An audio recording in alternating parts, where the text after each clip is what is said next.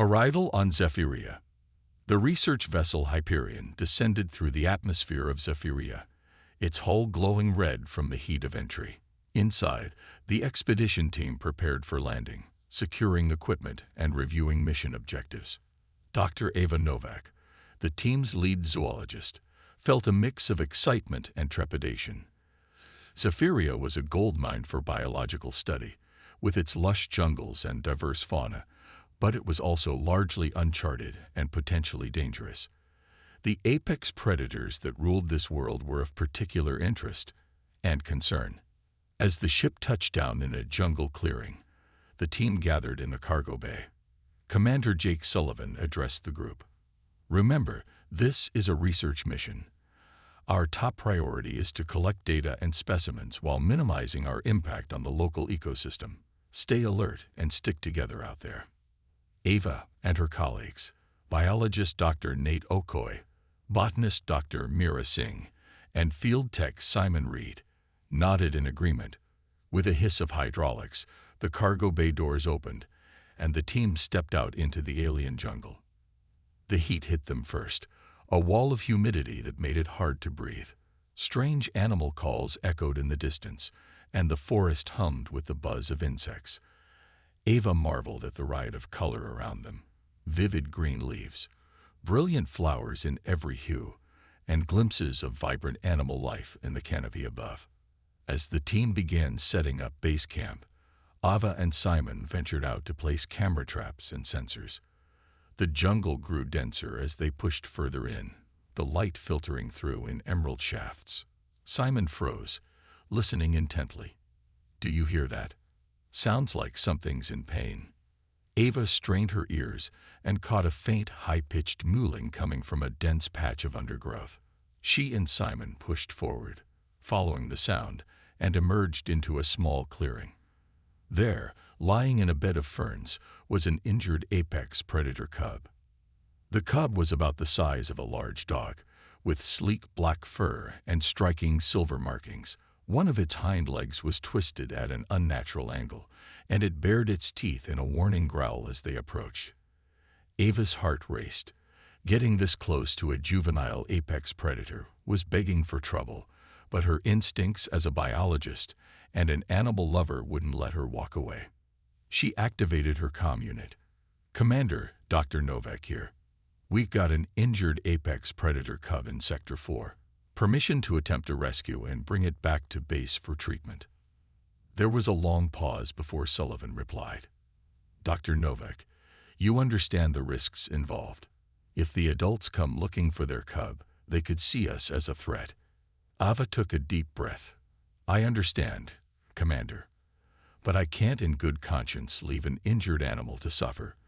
This is also an unprecedented chance to study a juvenile up close. I believe the benefits outweigh the risks." Another pause, then Sullivan's voice came back. "Permission granted, Doctor. But exercise extreme caution and abort if there's any sign of adult predators in the area." "Understood." Novak out. Ava and Simon carefully approached the cub. It tried to stand, snarling in pain and fear, but collapsed with a pitiful whine. Ava pulled a tranquilizer kit from her pack, speaking softly. "Easy now, little one. We're here to help." She loaded a dart with a light sedative dose and took aim, praying her calculations of the cub's body weight were accurate. The dart flew true, striking the cub's flank. It yelped, then its eyes began to droop as the drug took hold. Together, Ava and Simon gently lifted the young predator, marveling at the power they could feel even in its juvenile form. As they bore it back to base camp, Ava hoped fervently that she had made the right call. Only time would tell if this act of interspecies mercy would lead to greater understanding or unforeseen consequences. Little did she know that a pair of intelligent eyes had watched the entire exchange from the concealing foliage, and even now, a sleek black shape was racing through the treetops, intent on reporting what it had seen to the rest of the pack. Nursing the cub, Ava and Simon arrived back at the base camp with the sedated cub, drawing surprised and wary looks from the rest of the team. Commander Sullivan approached, his expression stern. Dr. Novak, I hope you know what you're doing. If this goes sideways, it's on you. Ava met his gaze steadily. I understand, Commander. I take full responsibility for the cub's well-being and any potential fallout. With a curt nod, Sullivan stepped aside, allowing Ava and Simon to rush the cub to the medical lab. Dr. Nate Okoye, the team's biologist and medic, was already prepping the space. They laid the cub gently on the exam table, and Nate began his assessment. "Looks like a clean break of the left femur," he reported, carefully palpating the injured leg. "I'll need to set the bone and immobilize the limb. Ava, can you monitor vital signs?" Ava nodded, attaching leads to the cub's chest and checking the readouts. Heart rate and respiration stable. It's a tough little guy. As Nate worked to splint the broken leg, Ava found herself stroking the cub's silky fur, marveling at its intricate silver markings.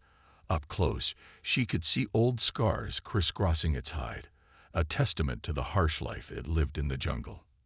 An hour later, the procedure was complete. The cub lay sleeping peacefully, its leg wrapped snugly in a polymer cast. Ava volunteered to take the first watch, settling into a chair beside the exam table. As the hours ticked by, she found herself talking softly to the cub, telling it about Earth and the wonders that awaited it when it woke. "You're going to be okay, little one. We'll get you back on your feet and back to your family. I promise." Deep in the night, Ava was startled awake by a soft woof of breath. The cub was awake, its bright yellow eyes fixed on her. Ava held her breath, waiting to see how it would react. Slowly, cautiously, the cub stretched out its uninjured leg and placed its paw on Ava's hand. The gesture was so unexpectedly gentle that Ava felt tears spring to her eyes. "Hello there," she whispered. "I'm Ava. I'm here to help you." From that moment on, an unspoken bond began to form between woman and cub. Ava spent every spare moment with the recovering predator, hand-feeding it nutrient paste and massaging its injured leg. She talked to it constantly, telling it stories and singing old Earth lullabies. To the rest of the team's surprise, the cub seemed to thrive under Ava's care. It grew stronger every day, its playful personality emerging as it explored the confines of the medical lab. Ava knew she was walking a fine line, that the cub was a wild predator and not a pet. But she couldn't help the fierce love and protectiveness that welled up in her chest every time it nuzzled her hand or chuffed happily at her approach. Still, concerns arose as the cub continued to heal. Dr. Singh voiced what many were thinking when she pulled Ava aside one evening. "Ava, I know you've grown attached, but we need to start thinking about the endgame here. That cub belongs in the wild with its own kind. The longer we keep it, the harder the adjustment will be." Ava sighed, running a hand through her hair. "I know, Mira. Believe me, I'm not blind to the reality of the situation. I can't help but feel that this little guy is special. That maybe, through him, we can learn to understand the apex predators better. Build a bridge, you know." Dr. Singh placed a comforting hand on Ava's shoulder.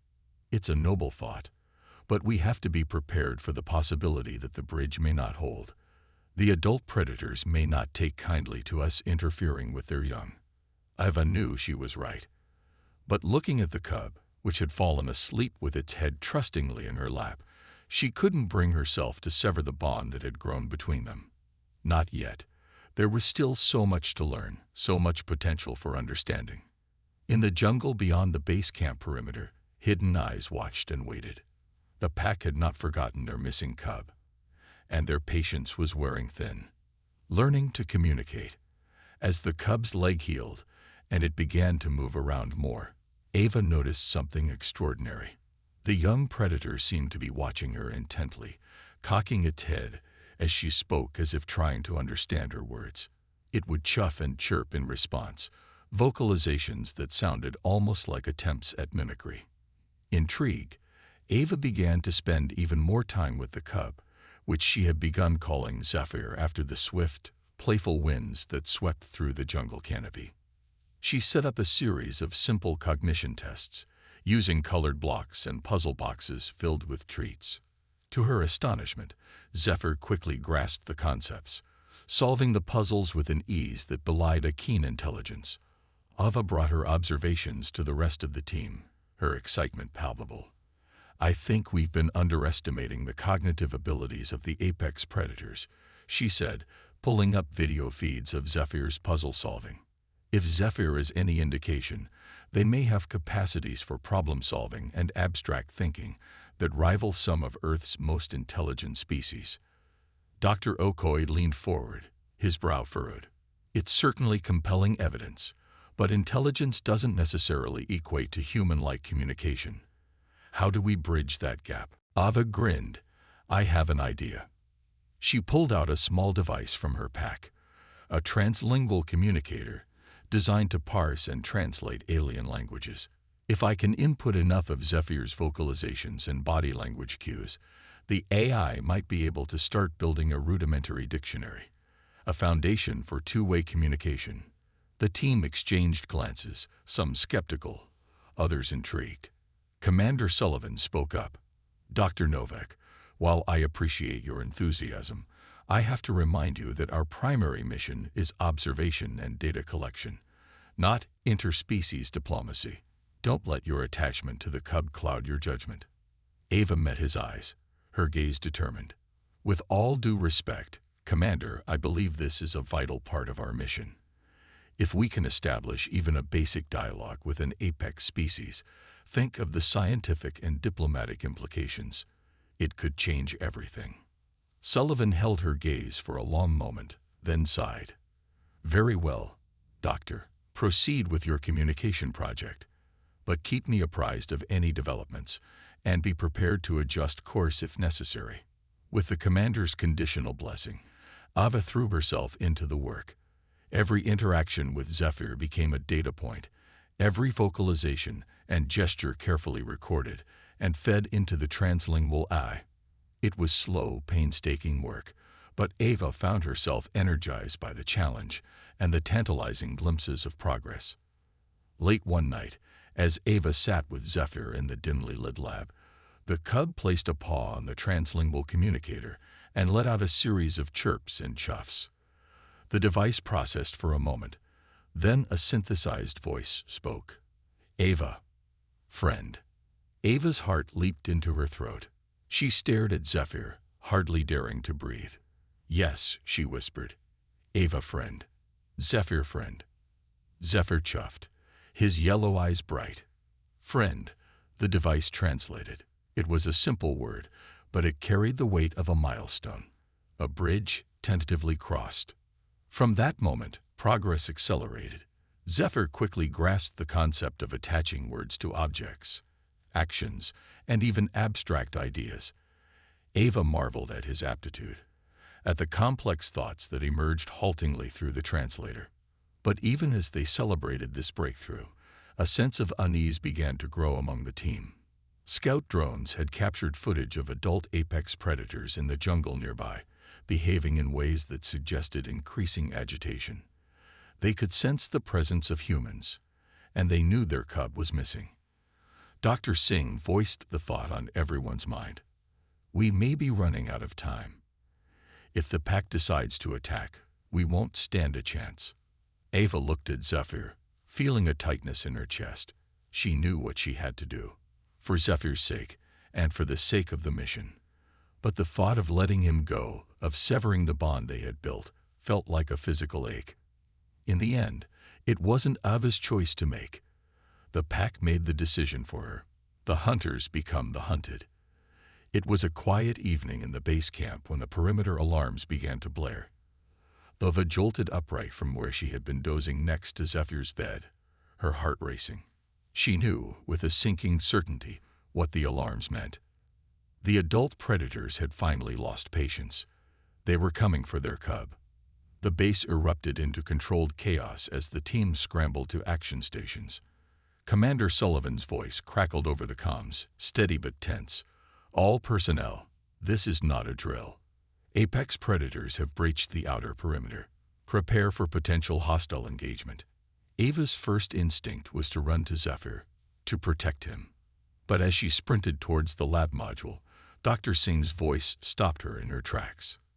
"Ava, wait. We need you in the command center. If anyone can find a way to de-escalate this, it's you." Ava hesitated, torn. But she knew Mira was right. Her place was at the negotiating table, not the battlefield. With a last, anguished look towards the lab, she turned and raced to join the rest of the command team. In the command center, the mood was grim. Video feeds showed at least 6 adult apex predators stalking the perimeter, their sleek forms blending into the gathering dusk. They had not yet made any overtly aggressive moves, but their intent was clear. They wanted their cub back, and they were prepared to fight for him. Commander Sullivan turned to Ava, his face drawn. "Dr. Novak, you've had the most contact with the cub. What's our play here? Is there any chance of a peaceful resolution?" Ava's mind raced, weighing options.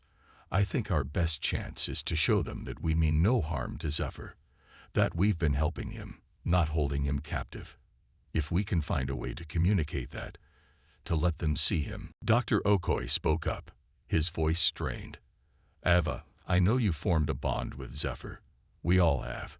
But we need to consider the possibility that the safest thing, for him and for us, is to let him go, to return him to his pack before this escalates any further." Ava felt as if a vice was squeezing her heart. She knew, logically, that Nate was right. Zephyr belonged with his own kind, in the wild. Keeping him would only lead to more conflict, more danger for everyone involved. But the thought of losing him, of saying goodbye to the extraordinary being she had come to love, was almost unbearable. The decision was taken out of her hands by a shout from the security officer monitoring the video feeds. "Sir, one of the predators has broken through the inner perimeter. It's headed straight for the lab module."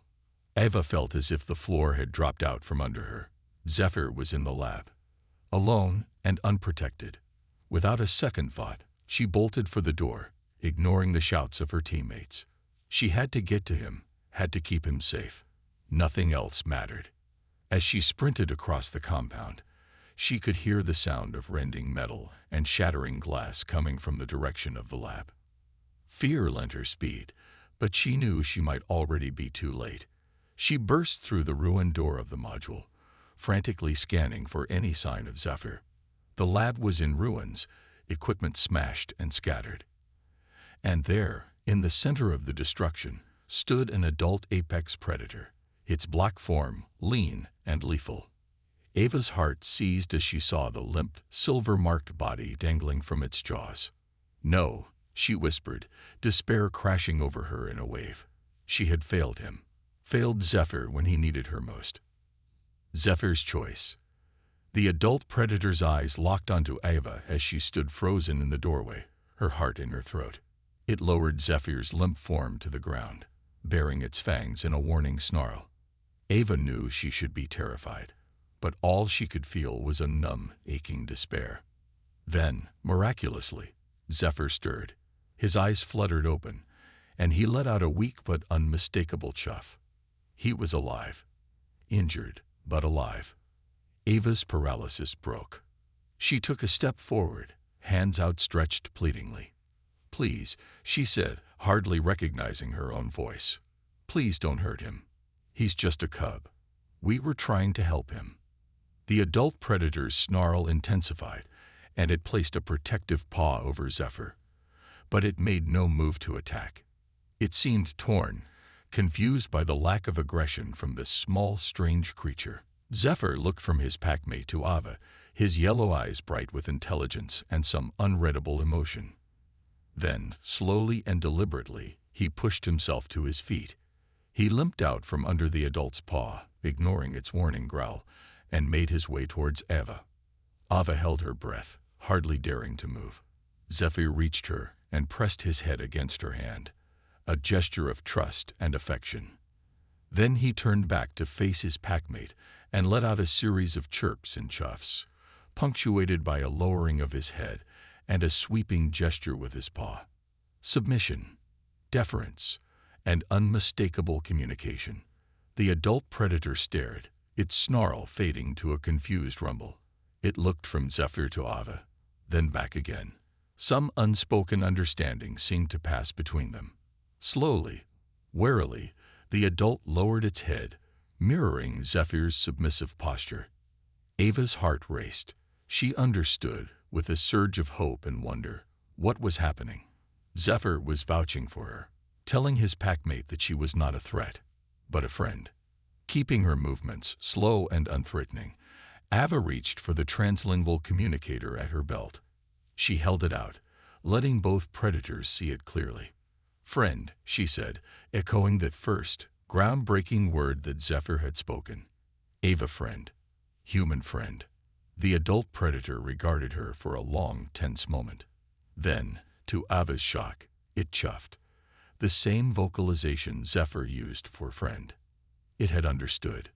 The standoff ended as abruptly as it had begun. The adult predator turned and loped out of the ruined lab, back towards the perimeter and the rest of the waiting pack. Zephyr remained at Ava's side a moment longer, leaning into her touch as she stroked his fur with shaking hands. "Thank you," she whispered, blinking back tears. "You saved my life. Saved all of us." Zephyr chuffed softly.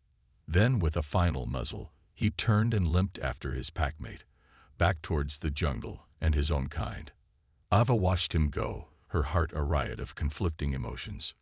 Pride, wonder, grief, and above all, a bittersweet sort of joy. She knew, with a bone-deep certainty, that this was not the end of their story, only the beginning of a new chapter. In the days that followed, a wary peace settled over the base camp. The adult predators no longer stalked the perimeter but watched from a distance, their posture cautious but no longer overtly hostile. And Zephyr became a regular visitor, often accompanied by one or two of his packmates. The breakthrough in communication that Ava had dreamed of became a reality. Using the translingual tech and Zephyr as a bridge, a tentative dialogue began to grow between humans and apex predators. It was halting at first, limited by the constraints of the technology and the vast differences in experience and perspective. But it was a start. As the trust grew, so did the exchange of knowledge.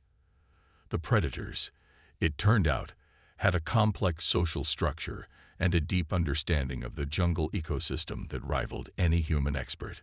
And they were intensely curious about these strange, soft creatures that had come from the sky, with their bizarre tools and their incomprehensible machines. Ava found herself at the center of this exchange, spending long hours with Zephyr and his packmates, learning their ways and teaching them what she could of human culture and science. It was exhilarating, groundbreaking work, the kind of thing most xenobiologists only dreamed of. But even as the mission became a resounding success, Ava knew that it couldn't last forever. The time was coming when the human team would have to leave Zephyria, to return to Earth and share their discoveries with the wider galaxy. And as much as it pained her, Ava knew that Zephyr could not come with them.